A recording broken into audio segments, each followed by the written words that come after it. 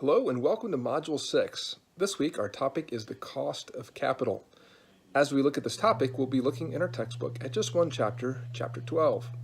The cost of capital really is inclusive of two main components, the cost of equity and the cost of debt.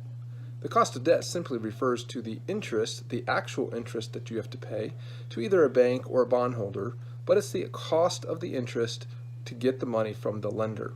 The cost of equity relates to the return that an investor requires. An investor has funds that he wants to invest to get a return on those funds. As he thinks about where he might invest, he has possibly multiple options.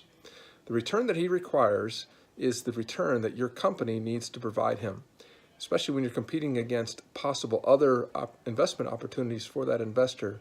You have to ensure that your company and the projects that you're going to invest in will provide the return that he requires. That's the cost of equity. As we learn this week, we'll have a discussion question again. The discussion relates to the weighted average cost of capital and why that's an important tool in measuring and studying and understanding.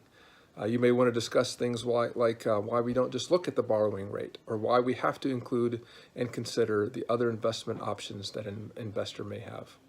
You also have a quiz. The quiz will be very similar to all the other quizzes so far in the course, and then you'll have 5 questions related to the chapter where you'll be calculating the various cost elements and the weighted average cost.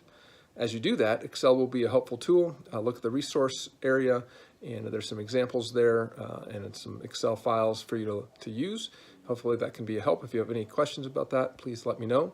Again, you are free to submit an Excel file. That's helpful because I can see how you calculated.